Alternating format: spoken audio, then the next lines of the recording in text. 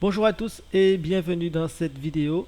J'espère que vous allez bien. Je sais que la situation est un peu délicate avec cette pandémie, cette épidémie qui est devenue pandémie. On est en pleine crise sanitaire. Mais bon, j'espère que vous tenez le coup et que vous allez bien. Alors aujourd'hui, on va parler un peu trading. Ça sera un petit peu technique.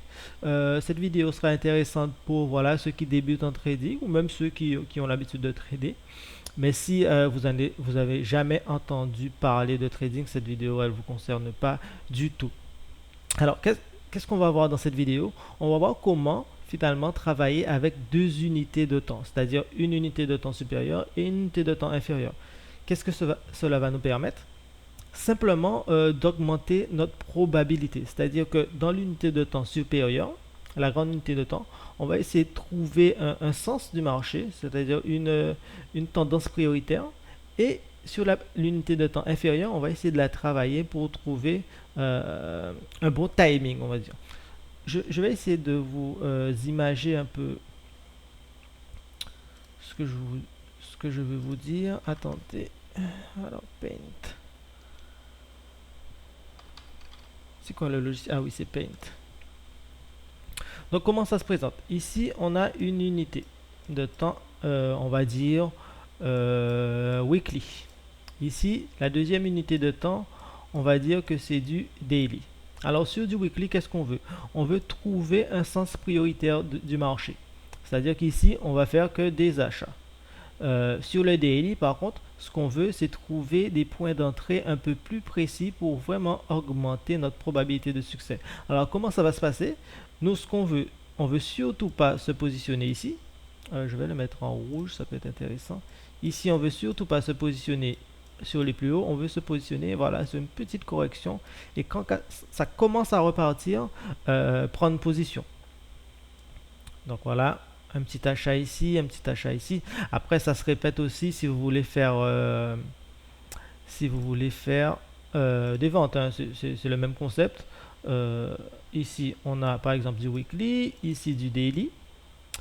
On repère un sens prioritaire sur l'unité de temps supérieure et sur l'unité de temps inférieure. On va essayer de trouver ici des petits points d'entrée intéressants. Par exemple, ce qu'on veut, c'est vendre ici, mais surtout pas, voilà, c'est pour éviter justement le piège de se positionner ici, parce qu'on peut se faire sortir très rapidement, rester très longtemps dans une position perdante.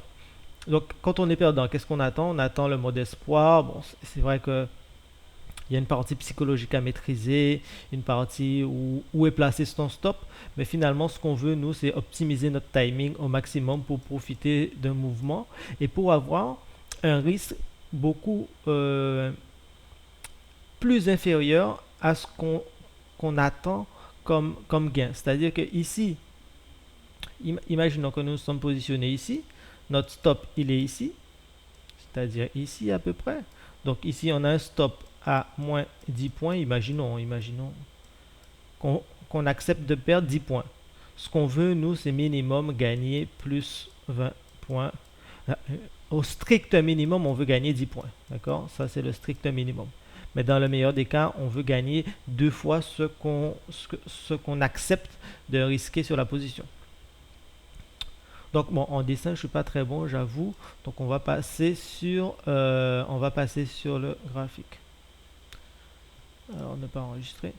Donc là, on est sur le graphique du SPY. Bon, c'est un tracker, ça réplique en fait les variations du S&P 500. Donc on peut dire qu'on est sur le S&P 500.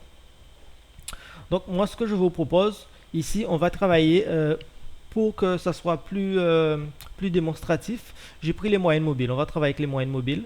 Donc bien sûr, je ne vous conseille pas de travailler qu'avec ça. J'espère que votre méthode est bien plus poussée que ça. Mais juste pour imaginer mes propos, j'ai pris les moyennes mobiles. Comme ça sera plus explicatif. Plus démonstratif. Explicatif, je ne sais même pas si ça se dit. Donc ici, on essaie de repérer. Par exemple, ici, on voit qu'on est sur un marché aussi. Vous voyez que ici, que ça monte. Les moyennes mobiles sont ascendantes. Donc pour nous, ça monte. Ce qu'on veut ici, moi, je vais repérer des endroits où les moyennes mobiles, ici en rouge, j'ai la moyenne mobile 20 et en dessous la 50. Donc si la 20 est au-dessus de la 50, il y a fort à parier que le marché est haussier. Même s'il faudra dans votre méthode bien plus de critères pour établir un sens de marché. Donc ici, moi ce qui m'intéresse, c'est de trouver des opportunités quand la moyenne mobile 20 est au-dessus de la 50. Donc qu'est-ce qui va se passer? Dans cette zone, nous allons faire que des achats. Que des achats, pourquoi? Parce que notre sens prioritaire sur l'unité de temps longue, qui est ici le weekly, il est haussier. Donc pour nous, ce sont plus les achats qui seront intéressants. Donc ce qu'on veut ici, on a repéré notre sens prioritaire, ok? On a repéré notre zone, ok? Ici les moyennes mobiles sont bien parallèles, donc on est acheteur. Maintenant on va passer sur un graphique avec l'unité de temps inférieure, c'est-à-dire ici on est sur du daily. Et ce qu'on veut, nous, c'est retrouver le même scénario avec les moyennes mobiles. C'est-à-dire qu'on veut aussi que les moyennes mobiles 20 soient au-dessus des 50. Donc ici, on voit que ici le mouvement est déjà entamé. D'accord? Donc, ce qu'on attend, nous, c'est que la moyenne mobile la moyenne mobile 20 vienne recroiser à la hausse la moyenne mobile 50. Donc, qu'est-ce que ça nous donne? C'est ce qui va nous intéresser. Attendez, je zoome un peu plus, comme ça sera plus intéressant. Voilà. Ce qui nous intéresse, c'est ici. Pour nous, c'est ici le point intéressant. Vous voyez que la moyenne mobile 20 repasse au-dessus de la 50. Donc, on se retrouve dans le même scénario que durant notre analyse, pas durant. On se retrouve dans le même scénario que sur l'unité de temps supérieure. Donc, vous voyez ici, je vais essayer de cliquer. Vous voyez, ça se réplique sur le graphique de gauche. Vous voyez qu'on est toujours très haussier sur le weekly. Donc ici, si vous voulez, il y avait une opportunité d'achat, si on travaille avec les moyennes mobiles, bien sûr. Hein. Bon, il faut savoir que les moyennes mobiles ont un petit retard, donc vous allez travailler ça avec votre unité de temps, votre unité de temps. Vous allez travailler ça avec vos outils personnels. Donc ici, voilà, c'était un bon outil de timing, cette moyenne mobile qui cassait à la hausse la 50. On se positionnait ici, et voilà, après le marché, il est complètement remonté. Donc ici, moi, je vous montre que les points d'entrée. Hein, voilà, essayez de soigner son timing avec les moyennes mobiles. Donc, prochaine fois aussi, on va chercher d'autres opportunités, toujours dans cette fenêtre-là. Donc, on va effacer ça. Voilà, ce qu'on veut, nous, c'est trouver des opportunités dans cette fenêtre-là. Alors, ici, on a déjà travaillé celle-ci. Ce qu'on veut, nous, c'est retrouver le même scénario. C'est-à-dire, quand la moyenne mobile vient, 20, encore une fois, vient recasser à la hausse la moyenne mobile 50. Donc ici, voilà, on avait une autre opportunité ici. Alors, je vais prendre ça. Ici, alors, hop là, ici, voilà. Ici, vous voyez que la moyenne mobile 20 vient casser à la hausse la moyenne mobile 50. Donc, on se retrouve dans le même scénario que dans notre fenêtre haussière sur l'unité de temps supérieure. Donc ici, position ici. Voilà, le marché baisse un petit peu. On n'est toujours pas stoppé. En général, voilà. Je ne sais pas comment vous placez vos stops. Moi, en général, je place sous le dernier plus bas. Donc, un stop est à peu près ici. Même un peu plus haut. Voilà. Aux alentours ici. Voilà. Donc, on s'est positionné ici. Notre stop, il est égal, on va dire, à cette dimension-là. Un peu plus. Donc, on s'est positionné à quel niveau? On s'est positionné ici. Je vais retirer ça. Delete. Donc, on s'est positionné ici. On a notre stop qui est égal à cette barre. Donc, ce qu'on veut, nous, c'est minimum gagner notre stop. C'est pour moi assez logique. Donc, si vous risquez par exemple 100 euros, l'idée, c'est pas de gagner 80 euros, c'est de gagner minimum 100 euros. Donc, vous prenez la distance de votre stop, vous répétez par le haut comme ça. Et votre objectif, c'est quoi? Votre objectif, c'est de sortir ici. C'est de sortir à ce niveau-là. Bon, on voit ici avec les moyennes mobiles. Bon, ça a marché. Bon, l'idée, c'est pas de vous montrer des trades qui marchent. L'idée, c'est de vous montrer comment on travaille avec plusieurs unités de temps. Donc ici, ça a marché. Ok, d'accord. On peut s'estimer On peut estimer qu'ici on a sorti seulement la moitié de la position à ce niveau-là et qu'on espère gagner encore plus. Donc vous répétez encore la distance du stop, voilà, et vous sortirez par exemple sur le marché. Ici par exemple, vous voyez, c'était très juste. Donc, après, vous allez adapter comment vous sortez selon votre méthode, comment vous prenez vos bénéfices ou si vous sortez euh, d'un coup sur le TP1 par exemple. Bon, ça c'est à vous de voir. Donc voilà, simplement je voulais vous montrer comment travailler avec plusieurs unités de temps. Attendez, comment on fait pour effacer tout ça? Voilà. Voilà comment travailler avec plusieurs unités de temps. Là, pour être un peu plus démonstratif, j'ai pris les moyennes mobiles, mais encore une fois, moi je vous conseille d'avoir une méthode un peu plus poussée. Les moyennes mobiles, c'est trop simple. C'est c'est souvent très en retard, comme par ici, on aurait pu rentrer bien avant. Vous pouvez utiliser, par exemple, on va essayer de mettre un stochastique. Alors, stochastique, je sais qu'il y a pas mal de personnes qui travaillent avec le stochastique. Moi, personnellement, c'est pas trop mon truc. Mais normalement, on devrait trouver quelque chose. Je suis pas un spécialiste de stochastique.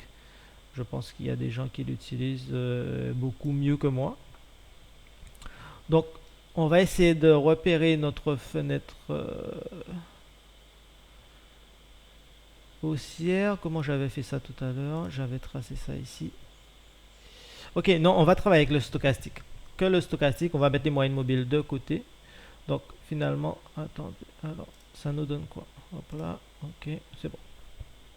Ici, alors, moi, je suis pas un adepte du stochastique. Moi, quand je le travaille, vous voyez ici, il y a la zone des 80% et la zone des 20%. En dessous, on dit que c'est sur vendu. Au-dessus, on dit que c'est sur acheté. Bon, moi, j'aime pas trop travailler comme ça. Moi, je travaille plutôt avec. Après, encore une fois, à vous d'adapter votre méthode. Moi, je travaille plutôt avec la ligne des 50. La ligne des 50 et le sur. Voilà, 20-80, je retire, hein. Moi, ça m'intéresse pas trop les 20-80. Encore une fois, c'est comme ça que je l'utilise. Bon, si vous avez votre utilisation personnelle, c'est à vous de l'adapter. Voilà, je vais configurer ça comme ça. Alors moi, ce que je veux que sur mon unité de temps supérieure, je veux que le stochastique soit au-dessus des 50. D'accord? Et qu'est-ce que je veux aussi sur l'unité de temps inférieure? Je veux que mon stochastique croise à la hausse la ligne des 50. Donc qu'est-ce qu'on a? Ici, au-dessus des 50, on va tracer ça comme ça. On va essayer de chercher une zone où nous sommes au-dessus des 50. Donc ici, nous sommes au-dessus des 50. Ici, jusqu'à ici. Bon, un petit peu avant, mais on va dire que c'est ça. Donc est-ce que j'aurais... Ah, j'ai pas le truc. Bon, attends, je vais essayer de tracer ça comme ça. Donc ici, voilà, je réplique un peu sur le stochastique, hein, parce que sinon ça le met pas sur le stochastique dans l'unité de temps inférieure. Donc voilà, notre fenêtre de tir sur l'unité inférieure, c'est plutôt ça. Vous voyez, ici, dans cette zone, le stochastique il est au-dessus des 50. Et dans cette zone, on sait que sur l'unité de temps supérieure, le stochastique est au-dessus des 50. Maintenant, ce qu'on veut, on veut que le stochastique croise à la hausse les 50. Donc, qu'est-ce qu'on avait comme première opportunité? Donc, ce qu'on avait pour moi ici, ça a touché les 50, ça rebondit. Ici, c'est passé en dessous des 50, mais pas la moyenne 5. Donc, j'espère que vous savez de quoi on parle, si on parle de stochastique. Donc, pour moi, la première opportunité, c'était ici. Pour moi, la première opportunité, c'était ici. Hop là. J'ai pas d'instrument pour tracer. Pour moi, c'était ici, hein. Voilà, il fallait se positionner ici. Donc, ça nous donnait une position aux alentours de ce niveau. Donc, aux alentours de ce niveau. Donc, on va dire, allez, on se dit qu'on est en retard, qu'on se positionne au pire, vraiment sur les plus hauts. Donc, qu'est-ce que ça nous donne? Hop là, je vais essayer de zoomer ça. Attendez, je vais essayer de partir un peu sur la gauche. Voilà, donc on s'est positionné sur cette ligne ici. Alors, encore une fois, mon stop, personnellement, je l'aurais mis environ ici. Ici à peu près, voilà. Pour essayer de prendre au moins une fois ce que je veux risquer. Donc, ce que je veux risquer, c'est... Ah non, c'est pas cette ligne du tout que je devais prendre, c'est plus ça. Voilà. Alors, ce que je veux risquer, c'est ça. Ce nombre de points, donc si pour vous c'est 100 euros, vous voulez minimum gagner 100 euros. Donc vous répétez la distance sur le haut et on se dit qu'on veut sortir minimum ici. Si vous sortez en plusieurs fois, vous répétez encore cette somme, cette distance ici et ce qui vous faisait sortir ici plus facilement. Si vous voulez le répéter encore, s'il y a de la place, vous dites que vous sortez ici. Voilà. Donc vous voyez vous voyez tout de suite qu'avec le stochastique c'est beaucoup plus intéressant que les moyennes mobiles. Comme je vous ai dit, les moyennes mobiles sont souvent très en retard. Donc attendez, on va essayer de mettre des couleurs, ça sera un petit peu plus sympathique. Donc ici c'est une prise de position, donc on la met en vert. Ah, c'est pas très un beau vert. Ouais, voilà. Ici on se positionne ici et ici notre stop, je vais essayer de le mettre en rouge parce que le rouge c'est pour moi une couleur idéale pour les stops. Voilà, donc on s'est positionné ici avec le stochastique qui croisait à la hausse ici. Notre stop il était voilà en dessous de toute cette zone. Vous voyez qu'après c'est bien monté puis c'est redescendu puis c'est reparti à la hausse. Donc voilà, on n'a jamais été en danger dans cette position même si à un certain moment nous étions perdants. Mais, notre stop n'a jamais été effleuré ni touché. Donc ici, voilà, le marché qui monte bien. Ici, notre TP1 à la même distance voilà, que notre stop. Si je reprends ici, vous voyez la distance, je la répète. Comme ça, si je risque 100 euros, c'est pour gagner minimum 100 euros. Et puis voilà, si ça vous permet de gagner 50 de plus, 50 de plus, vous êtes largement preneur, j'imagine. Donc voilà, j'essayais de vous éclairer un peu sur comment on travaille avec plusieurs unités de temps.